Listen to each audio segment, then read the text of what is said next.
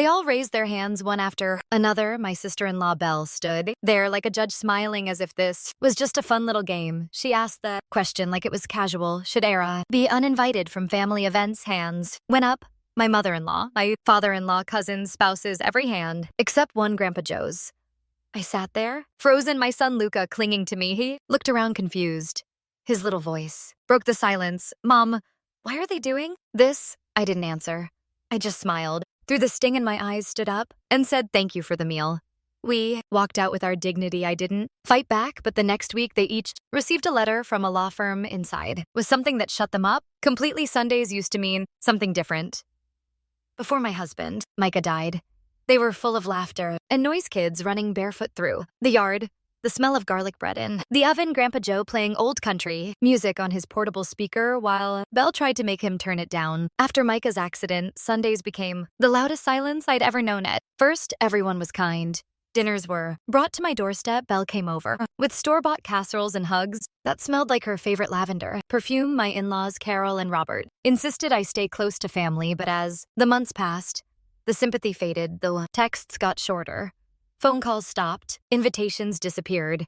I'd never argued with anyone. I never demanded anything. I didn't cause scenes. I simply stopped being useful, and that's when I realized I had been accepted not as family, but as Micah's wife. Without him, I was just a reminder of what they lost, or maybe what they didn't want to face. But Luca, he never stopped asking. He was only 7 when his dad died, and now at 10, he still carried Micah's smile, his dimples, and the same quiet way of observing people. Mom, he asked once, why doesn't Grandma ever call us anymore? I told him maybe they were just busy. Maybe they didn't know how to talk about Daddy. He nodded, but I could see the sadness settle into his little chest. He missed them in a way I couldn't fix, and for him, I decided to try again. So when Belle messaged me out of the blue one Thursday, family dinner, Sunday would be nice to see you and Luca, I froze. Reread the text 5 times. It felt like bait, but Luca's face lit up when I told him, and that's all it took. We arrived 10 minutes early. Their house was pristine, not a toy out of place like a magazine spread. Belle met us at the door, all smiles and hugs. You look great, she said, brushing her cheek against mine. She smelled like lavender and control. Luca ran inside to play. I followed slower, taking it all in. Carol barely looked at me when I walked into the kitchen. She was slicing lemons for her iced tea, pretending she hadn't just paused a conversation. The second I walked in, Robert gave me a nod from his seat in the den, eyes already back on the football game. No one said they were glad to see us. I offered to help with dinner. Prep was handed the salad bowl and then quickly left out of the kitchen talk. Belle and Carol kept laughing at things I wasn't included in. I smiled anyway. Had gotten good at that over the years, smiling in places I didn't belong. When dinner was served, I noticed Luca was already at the kids' table. Belle served him first, then the others. When it was my turn, I had to reach around the dishes to get a plate. Small things, but they added up. Conversation buzzed around me. Work, promotion, school, updates, vacation plans. Not once did anyone ask how Luca was doing or me. It was as if we were guests at a party we hadn't been officially invited to. The only warm moment came from Grandpa Joe. He moved slowly now, using a cane, but his presence was as steady as ever. He sat down beside me and passed the bread. I'm glad you came, he said quietly. Luca needs to know he still belongs, and you do too, even if they don't know it yet. I swallowed the lump in my throat.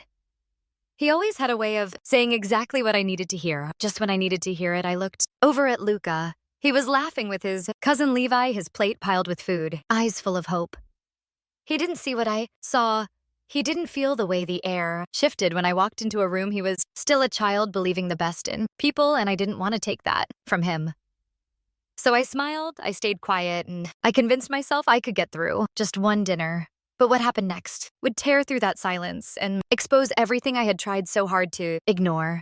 It happened after dessert. We were still at the long dining table, plates scattered with crumbs, glasses half full. The kids had run off to the basement, and for a moment I thought maybe I'd made it. Maybe I had survived the evening. That's when Belle stood up. She tapped her glass with a spoon. Everyone turned to her as if on cue. I thought she was going to make an announcement, maybe share some family news. I sat up straighter, forcing a smile. Then she said it. I think we need to talk about the tension in this family. She said it like she was doing everyone a favor. A performative sigh. A glance at her husband for support. She looked around the table with rehearsed concern. I know I'm not the only one who's felt this sense of awkwardness, and I think we need to be honest about where it's coming from. I didn't understand what she meant at first. No one looked at me, but I felt it anyway.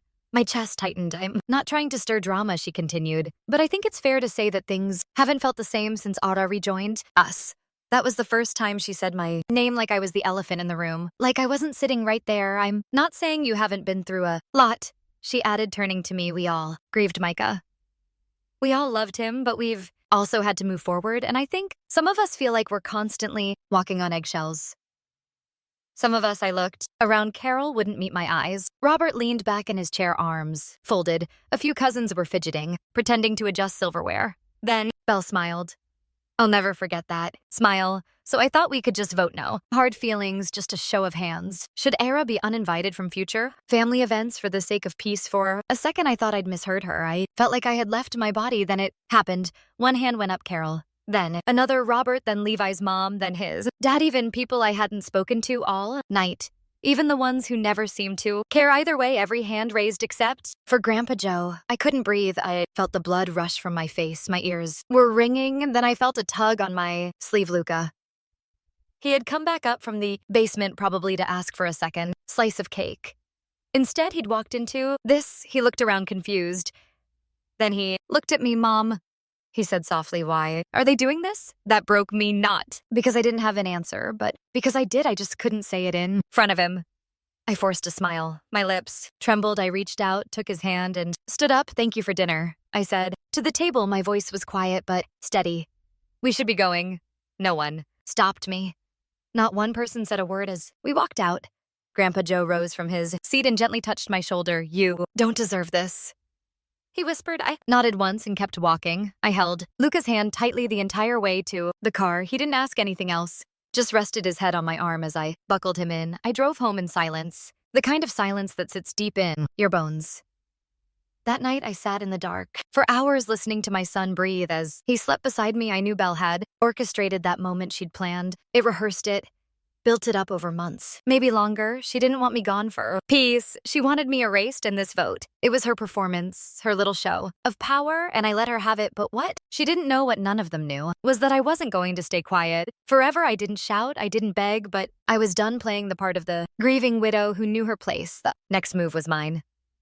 The house was quiet that night, except for the soft hum of the refrigerator and the rhythm of Luca's breathing beside me. He'd fallen asleep, curled against my side, one hand still gripping the sleeve of my shirt. Like he was afraid I'd disappear, I lay there in the dark, eyes wide open, staring at the ceiling. My mind replayed everything: Belle's voice, the raised hands, Luca's question, why are they doing this? For years, I'd swallowed my pride. For the sake of peace, I'd let them slowly push me aside, convinced myself that silence was the noble thing, that being quiet was better than being the problem. But that vote wasn't just cruel, it was strategic. It was meant to humiliate me in front of everyone. It was meant to show Luca that his mother didn't belong in the family she once helped hold together, and that I couldn't allow. I slipped out of bed, careful not to wake him. I made tea but didn't drink it. Instead, I opened my laptop and pulled up a folder I hadn't touched in years. Old text messages, voice memos, photos. Scrolled through conversations I'd saved, out of habit, messages from Belle that had once felt passive-aggressive, but now felt intentional. One caught my eye. You don't have to come to Luca's recital. It might be awkward for everyone. Another, Carol says it's probably better if you just drop him off at the party. It'll be easier for the other kids. I hadn't realized how long the distancing had been happening until I saw it laid out. Like this, message after message erasing me, one polite suggestion at a time. Opened my notes app and started writing. I listed everything: the way they excluded me from family decisions, the whispered comments about my parenting, the vote. I remembered how Belle used to say things like, we all feel a little uncomfortable around. You can be so sensitive. It hit me. This wasn't just personal, it was a pattern, one that could legally be challenged. By morning, I'd found a law firm online that specialized in family harassment and reputation damage. Submitted a request for a consultation. Within 24 hours, I was speaking to a woman named Danica Vodes, a sharp, calm attorney who didn't blink twice when I told her what happened. I don't think they expect you to push back, she said. They don't, I replied. But I'm not doing this for me, I'm doing it for my son. Danica reviewed the messages. She listened to the audio. I didn't even realize we had recorded by Luca's smartwatch, which I'd forgotten could store voice logs. It had captured almost everything from that night. Belle's voice, proposing the vote, the awkward silence, the moment my name was said, and the exact words she used. She's too weak to fight back anyway. Danica leaned back in her chair. We'll draft a cease and desist letter, but we're going to attach documentation will make it clear this isn't just about hurt feelings. It's about calculated harm, exclusion of a child, and emotional manipulation of a minor. I exhaled. For the first time in years, I didn't feel powerless. We also discussed next steps, what it would look like to formally restrict access to Luca from family members who created an unsafe emotional environment. It wasn't a custody battle. It was a warning. Danica's team sent the letter 2 days later. Each family member received their own sealed copy. It wasn't loud. It wasn't messy, but it hit like a thunderclap, and suddenly, all the people who had voted to push me out went completely silent. The letters were delivered on a Thursday morning, each one signed, sealed, and stamped from Rhodes and Keene family law, addressed individually to every adult who had raised their hand. I didn't tell anyone. They were coming. I didn't post anything online or send warning texts. I went about my day as usual. Made breakfast, packed Luca's lunch, took him to school. But there was a strange calm in my chest, a quiet knowing that something irreversible had been set in motion. By noon, the call started. First a missed call from Carol, then 2 text messages from Robert. We need to talk. This has gone too far. I didn't reply. At 1:23 p.m., Belle texted me. Seriously, a lawyer? What is wrong with you? Then 10 minutes later, you're really going to tear this family apart over a stupid dinner? Still, I said nothing because it wasn't just a dinner, and she knew it. Inside the letter, Danica's language had been clear, confident, and legally sound. It outlined a pattern of targeted exclusion, emotional manipulation, and deliberate humiliation. In front of a child, it referenced specific text messages, timestamps, and direct quotes from the smartwatch. Recording, the moment Belle said, she's too weak to fight back, was printed in bold. It also included a warning if any further attempts were made to isolate Elira or create a hostile emotional environment for Luca. The next steps would include a formal complaint with Child Protective Services and legal motion to limit unsupervised access to him. The part that hit the hardest, the letter's closing paragraph. This firm represents a mother who has chosen silence in the past for the sake of family harmony. That silence is no longer a gift she's willing to give. Within 24 hours, every single person who had raised their hand had gone silent. No one tried to defend the vote. No one asked if the audio was real. They all knew what they did. On Friday, I got a handwritten letter in my mailbox. No return address, just a folded card inside. It was from Carol. I'm sorry for what happened. We didn't think you'd take it this far. Maybe we were wrong about you. I read it once and placed it in the drawer next to my wedding ring. Not long after Grandpa Joe called it, your lawyer gave them all heart attacks, he said, laughing softly. Brielle's been quiet as a mouse. She deserves worse, I said. She does, he agreed, but I'm proud of you anyway. That weekend, Luca asked if we were going back to their house again. I looked at him, this brave, sensitive boy who had seen more cruelty in one night than most adults do in years. No, sweetheart, I said, not for a while. He nodded then, smiled. That's okay. Can we go to the beach instead? Yes, I said, the beach. Sounds perfect. It's been 3 months since the letter went out. No one's tried to organize another vote. No one's invited us back, and no one's apologized, at least not in person. The silence hasn't just continued, it's grown louder, and yet for the first time in years, I feel free. I don't wake up dreading texts or wondering what I did wrong. I don't mentally prepare for another cold shoulder or backhanded comment disguised as just being honest. I don't have to walk into a room and shrink anymore. Most importantly, Luca is okay, better than okay. He doesn't ask about the cousins anymore. He stopped checking the mailbox for birthday cards that never came. We've built new traditions now, ones not based on keeping peace with people who tried to erase us, but on creating joy with those who genuinely care. Every Sunday morning, we get donuts and walk the lake trail behind our apartment. Luca brings his sketchbook.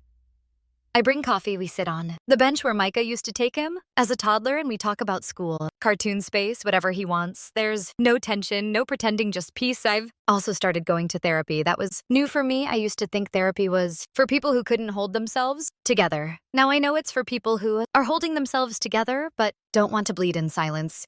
Therapist helped me name what happened. That night, not just exclusion, but emotional abuse manipulation and the kind of bullying adults disguise with smiles and dinner parties. She helped me understand that I wasn't crazy or overreacting, that the vote wasn't a sudden betrayal.